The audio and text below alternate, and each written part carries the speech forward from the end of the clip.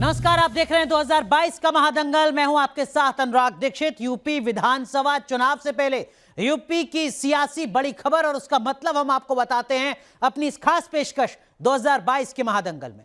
दो यूपी के महासंग्राम में माफियाओं पर चला बुलडोजर भी एक बड़ा मुद्दा है। कानून व्यवस्था को कसने के दावे को अब सीएम योगी जमीन पर उतार रहे हैं। गरीबों के आशियाने के प्लान के साथ प्रयागराज में रविवार को माफिया अतीक अहमद से जब्त की गई जमीन पर गरीबों का आशियाना तनेगा। यूपी में बीजेपी माफियाओं पर बुलडोजर नीति से एक बड़ा संदेश देने की कोशिश की जा रही है। वहीं कल तक बुलडोजर को लेकर योगी को घेरते विपक्ष के लिए अब ये दाव उल्टा पड़ता दिख रहा है, क्योंकि बीजेपी बुलडोजर दाव को सियासी सिल्वर स्क्रीन पर योगी सरकार के सुशासन के तौर पर दिखा रही है।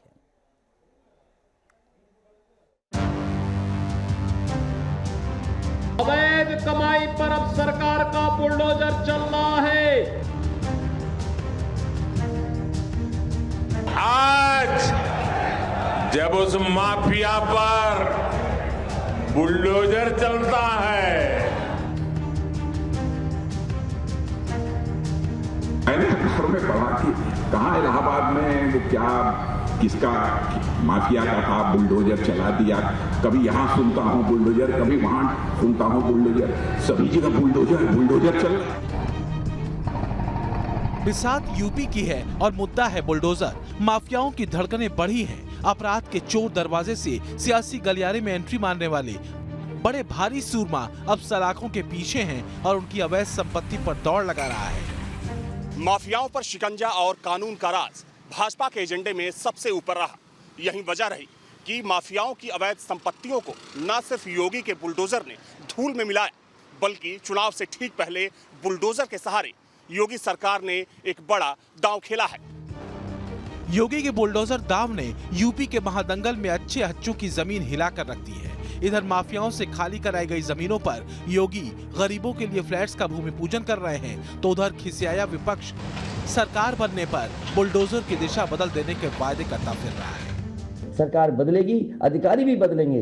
जो आज इधर बुलडोजर चला रहे हैं, अगली सरकार बनेगा उधर बुलडोजर चलाएंगे। 2022 के महादंगल में योगी आदित्यनाथ का एक बड़ा दांव है बुलडोजर। पहले माफियाओं की जमीन पर बुलडोजर चलाकर उन्हें खाली कराया गया और अब उस खाली जमीन पर गरीबों के लिए फ्लैट बनने वाले हैं। गरीबों को घर देने का योगी आदित्यनाथ ने वादा किया था और उस वादे को पूरा किया प्रयागराज में, जब माफिया अतीक अहमद की खाली जमीन पर घर बनाने के लिए योगी आदित्यनाथ ने भूमि पूजन किया। प्रयागराज में अतीक अहमद के अवैध कब्जे से मुक्त कराई गई नजूल की 1731 वर्ग मीटर जमीन पर 4 मंजिला इमारत बनाई जाएगी। इस बिल्डिंग में 75 फ्लैट बनाए जाएंगे। इस बिल्डिंग में स्टील पार्किंग, कम्युनिटी हॉल होगा। पीएम आवास योजना के तहत सभी फ्लैट बनाए जाएंगे। एक फ्लैट की लागत करीब 6 लाख रुपए आएगी। इसमें 1.5 लाख रुपए की मदद भारत सरकार देगी। बाकी के 3.5 लाख रुपए योजना के लाभार्थी को देने होंगे। जमीन अगर अवैध तरीके से किसी ने भी कब्जा कर रखा है तो उसकी जमीन खाली होनी ही चाहिए। और हर सरकार में जिसकी जब भी सरकार रही है वो ऐसे काम करते रहे हैं लोग। उस पर अगर कोई नया गरीबों के लिए निर्माण कराया जा रहा है तो बहुत अच्छी बात है। लेकिन जनता जानना चाहती है कि अजय मिश्र टेनी के घर बुलडोजर तो कब चलेगा, यह बाद का सवाल है। पहला सवाल हो मंत्रिमंडल से कब हटाए जाएंगे। बीजेपी बताए कि पूरे 5 साल में कितने माफियाओं पर कार्रवाई हुई। क्या पूरे प्रदेश में सिर्फ 4 ही माफिया है? आखिर बीजेपी टॉप 50 माफियाओं की सूची क्यों नहीं जारी करती है? अगर टॉप 50 माफियाओं की सूची जारी करेगी बीजेपी तो टॉप 45 माफिया बीजेपी के निकलेंगे और उन पर कार्रवाई आखिर कब होगी?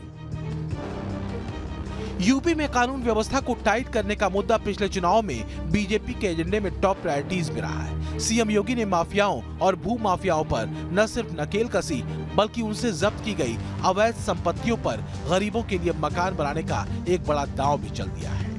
इसमें हम लोगों को बहुत पॉजिटिव लेना चाहिए कि कहीं से करप्शन करके, अपराध जगत से पैसा लाके, कहीं अधिकारियों को धमका के जिस तरह से आय अर्जित की गई है वह गरीबों को दिया जा रहा है। यह एक अंत्योदय की कल्पना है। ये लोगों ने आज तक बहुत अत्याचार किया। योगी बाबा इस पे बहुत ही अच्छा कार्य कर रहे हैं, जिससे गरीबों का भला होगा, उनको घर मिलेगा और तमाम गरीबों को बहुत अच्छी सुविधा मिल रही है और एक गुंडा माफिया से छुटकारा मिल रहा है। बहुत अच्छा काम है, इससे आम पब्लिक को बहुत फ़ायदा होगा। ये माफिया जो होते हैं इसके डर से पब्लिक कुछ कर नहीं पाती है कि गरीब आदमी जो इनके डर से दहशत से अपनी चीज़ जो हथिया लेते हैं माफिया लोग, इससे हम लोग को बहुत पब्लिक को फ़ायदा हो रहा है। यूपी की सियासत में बुलडोजर एक बड़ा मुद्दा बन चुका है। माफियाओं और सत्ता के मठाधीशों की अवैध संपत्तियों पर दौड़ता योगी का बुलडोजर संकेत भी है और गहरा संदेश भी, और समतल हो गई जमीनों पर गरीबों के फ्लैट का एक बड़ा सियासी दांव भी है। बीते 4-4.5 साल में योगी जी की सरकार ने स्थिति को सुधारने के लिए बहुत परिश्रम किया है।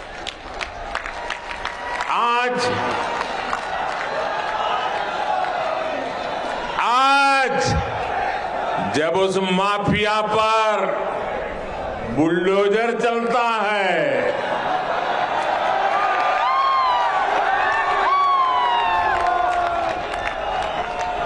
बुलडोजर तो गैर कानूनी इमारत पर चलता है, लेकिन दर्द उसको पालने पोसने वालों को होता है। सच यह है कि विपक्ष माफियाओं पर चलते योगी के चलते बेरहम बुलडोजर को मुद्दा बनाकर फंस चुका है, क्योंकि यूपी की जनता बखूबी जानती है कि योगी के इन बुलडोजरों की स्टीयरिंग आखिर किधर घूमी हुई है। खास बात यह है कि विपक्ष योगी के चलते बुलडोजर पर माफियाओं को विक्टिम की तरफ पेश करता है। इसके पीछे वजह है वोट बैंक, क्योंकि योगी के निशाने पर खास तौर से माफिया मुख्तार अंसारी और अतीक अहमद रहे हैं।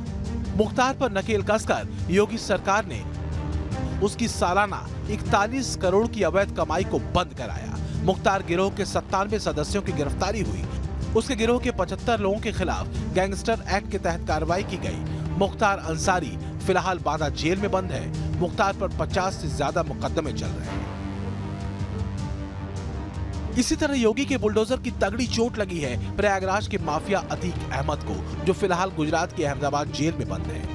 योगी राज में अतीक अहमद के सहयोगियों की 203 करोड़ की अवैध संपत्ति को जब्त किया। अतीक गैंग के 17 लोगों को गिरफ्तार किया गया। उसके गिरोह के 44 सदस्यों की हिस्ट्री शीट खोली गई। 16 ठेकों और फर्म की जांच फिलहाल चल रही है।